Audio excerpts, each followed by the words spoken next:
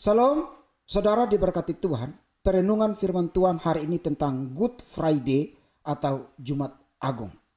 Perenungan firman Tuhan terambil dari Kejadian pasal 3 ayat 21 yang berbunyi, "Dan Tuhan Allah membuat pakaian dari kulit binatang untuk manusia dan untuk istrinya itu, lalu mengenakannya kepada mereka." Saudaraku diberkati oleh Tuhan, kematian Kristus di Bukit Golgota bukan peristiwa yang tiba-tiba atau kucuk-kucuk Kristus tersalib di Bukit Golgota. Tidak. Tapi ini adalah peristiwa yang diulang-ulang, peristiwa yang dilakonkan terus dan dipesankan Tuhan supaya manusia melakukan tepat seperti yang Tuhan inginkan. Sistem korban pertama kali diajarkan Tuhan kepada Adam dan Hawa atau manusia pertama, yaitu harus ada darah. Dari Kejadian pasal 3 ayat 21 tadi kita lihat bahwa ada domba yang dipotong, darahnya dipercikan, kulitnya dibuat pakaian. Pesan dari sistem korban seperti yang dikehendaki Allah dilakukan tepat oleh Habel, yaitu persembahan yang ada darah. Dulu kita pernah dapat cerita bahwa Kain tidak diterima persembahannya karena asapnya bengkok, hatinya tidak tulus. Bukan begitu. Tetapi yang dimaksudkan bahwa kenapa Kain tidak diterima persembahannya, karena tidak mempersembahkan tepat seperti hati dan maksudnya Allah. Sedangkan Habel yang berarti sia-sia dalam bahasa Ibraninya mempersembahkan darah, dan itu adalah gambaran daripada Kristus yang akan tergantung di Bukit Golgota mencurahkan darahnya kepada kita. Hal ini terbukti dari kitab Ibrani pasal 11 ayat yang keempat, bahwa apa yang dilakukan oleh Habel yang berarti sia-sia itu tepat seperti maksud dan hati Allah. Nah, saudara-saudaraku, sistem korban penghapusan untuk dosa manusia dilakukan berulang-ulang oleh umat Allah. Bahkan Israel disuruh untuk melakukannya. Mereka kalau mengaku dosa membawa lembu, membawa domba, membawa kambing, dan hari-hari raya pendamaian selalu dipotong kambing domba, darahnya dipercikan, mengaku dosa, maka mereka memperoleh pengampunan. Tapi semuanya itu adalah temporary. Semuanya itu adalah perlambangan daripada korban sejati, yaitu korban Kristus di atas Kalvari. Nah, saudara-saudara diberkati oleh Tuhan, artinya bahwa pada waktu Kristus mempersembahkan dirinya di atas Bukit Golgota, sesuai dengan kitab Ibrani pasal yang kelima, maka tanda sistem korban yang diajarkan Tuhan kepada manusia pertama hingga Kristus mati, puncaknya pada darah Kristus. Untuk itu maka Kristus memulai 7 perkataan yang agung. Yang pertama dimulai dengan, "Ya Bapa, ampunilah mereka karena mereka tidak tahu apa yang mereka perbuat."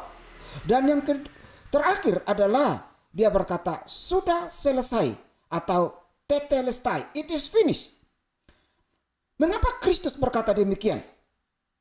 Kristus berkata demikian karena yang pertama, sistem korban itu telah berakhir. Ibrani pasal 5 ayat 1 sampai 10 dan Ibrani 10 ayat 1 sampai 18. Hukum Taurat yang berbicara tentang hukum lahiriah, sistem korban itu digenapi di dalam Kristus. Orang tidak perlu lagi membawa korban, tidak perlu lagi membawa binatang atau darah dipercikan. Tatkala darah Kristus tercurah di Bukit Golgota, maka semua sistem persembahan dengan binatang selesai. Yang kedua, pada waktu Kristus berkata tetelestai, "It is finished," bermakna bahwa berakhirnya ibadah simbolik. Yohanes pasal yang keempat ayat yang ke-23 sampai 24, bahwa kita tidak menyembah lagi seperti leluhur kita menyembah. Kita tidak menyembah lagi diikat dengan waktu, diikat dengan postur tubuh, diikat dengan situasi. Tapi kita menyembah every time, everywhere, every place. Kapan saja hatimu siap, badanimu siap, rohmu siap, engkau bisa menyembah Allah di mana saja. Dalam keadaan darurat, dalam keadaan senang, baru bangun tidur, di mana saja bisa engkau menyembah Tuhan. Bisa engkau berbicara dengan Tuhan di dalam doa. Karena Tuhan berkata, sistem yang mengikat di dalam ibadah dan doa sudah diputuskan, sudah dibebaskan, dan sudah digenapi. Yang ketiga, pada waktu Yesus berkata, it is finished, tetelestai, sudah selesai, bermakna jalan ke surga sudah rata.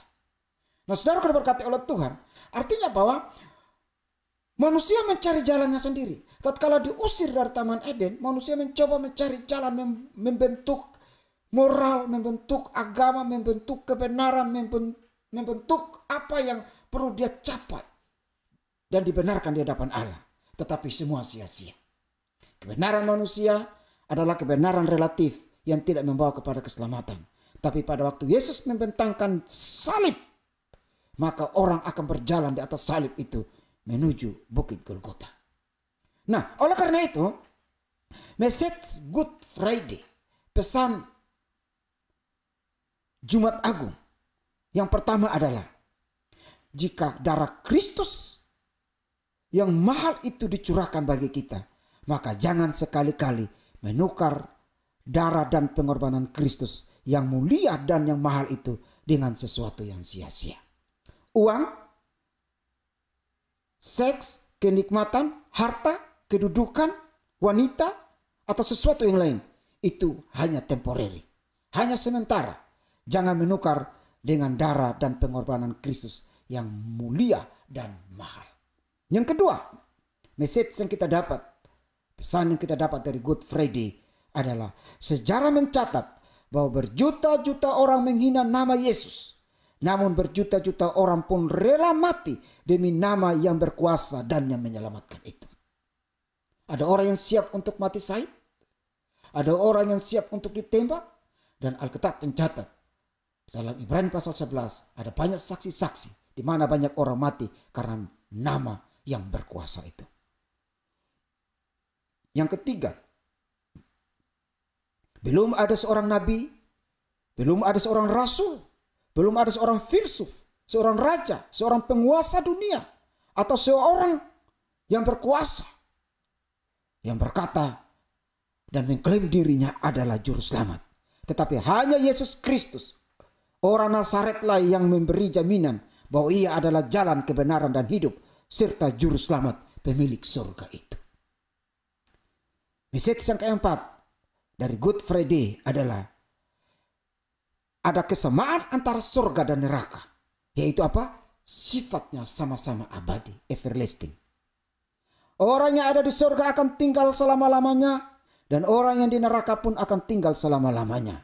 Surga dan neraka memiliki kesamaan sifat, yaitu kekal. Keputusan untuk menerima atau menolak Kristus sebagai juru selamat sampai milik surga menentukan seseorang berada di surga atau neraka. Kristus mati bagi kita, dan khususnya bagi kita orang percaya. Jika ada yang menolak, maka surga bukan menjadi bagiannya, tapi penghukuman kekal, neraka adalah warisan kekekalan hidupnya. Yang kelima, pesan Good Friday adalah, jangan ikut Yesus hanya saat kita senang atau diberkati, atau kita melimpah, dijawab doanya. Tetapi iringlah Yesus seperti saat ia tertati-tati dan terhuyung-huyung dengan tubuh penuh cambukan memikul salib menuju Golgota demi keselamatan umat manusia. Saudaraku, Good Friday mengajarkan kepada kita bahwa sistem korban telah digenapi dalam Kristus. Dia membentangkan jalan ke surga. Sudah selesai.